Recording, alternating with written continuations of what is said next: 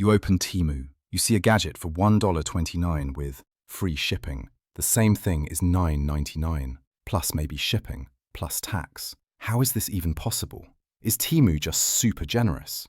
Is Amazon secretly robbing you? Or is something much bigger happening in the background? In this video, we'll explain the $0.01 price war, why these tiny prices are not just discounts, they're weapons.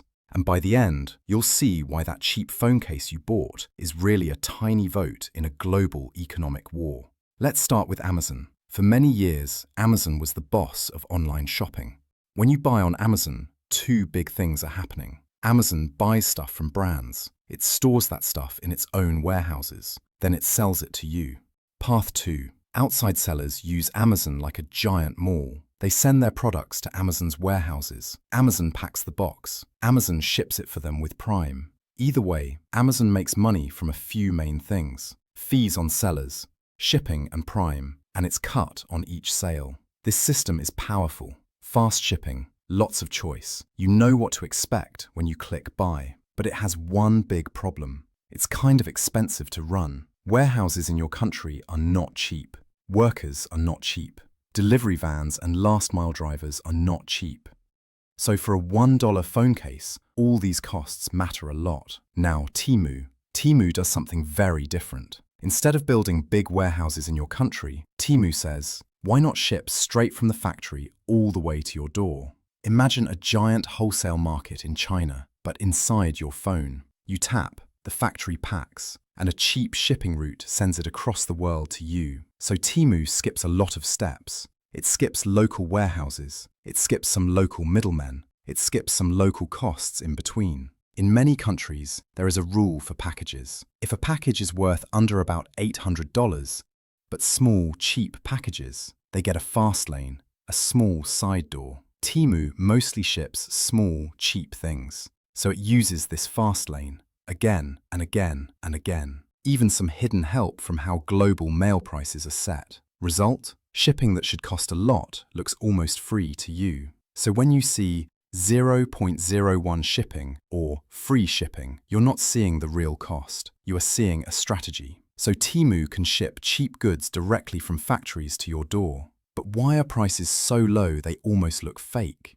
Right now, Temu's main goal is simple. Grab your attention, grab your time, grab your data, grab market share. That sounds crazy, but this is a classic tech move. Think about ride-sharing apps at the start.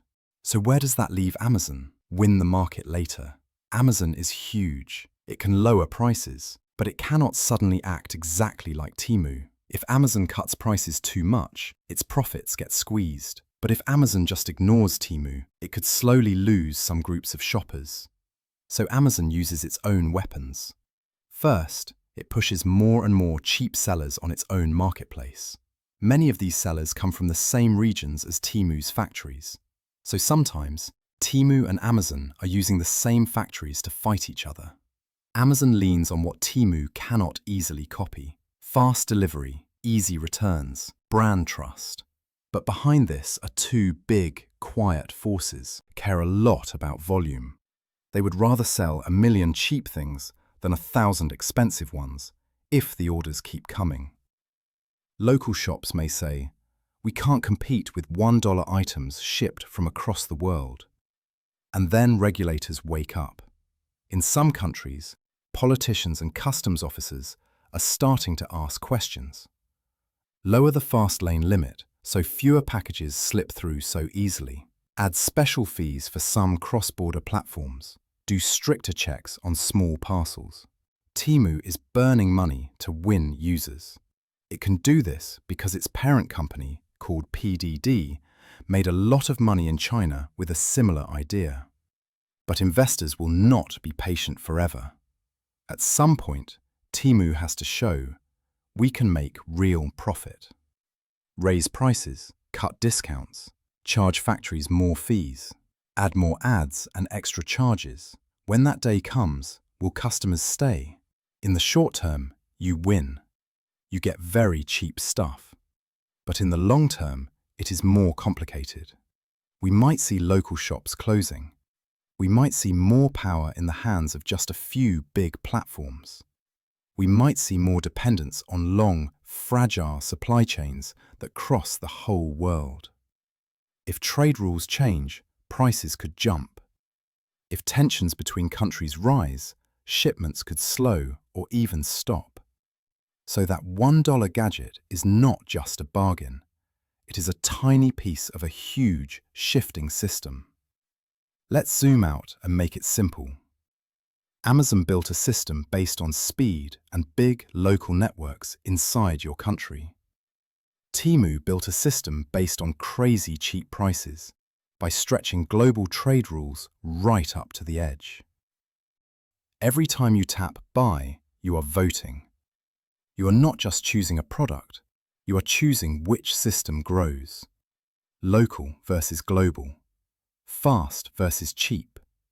Fewer rules versus more rules. Type your answer in the comments. I read as many as I can. If you want more simple, explain like you're 5 breakdowns of money and global trade, hit subscribe, turn on notifications, and share this video with one friend who is addicted to cheap shopping apps. Thanks for watching, and remember, those tiny prices are part of a very big story.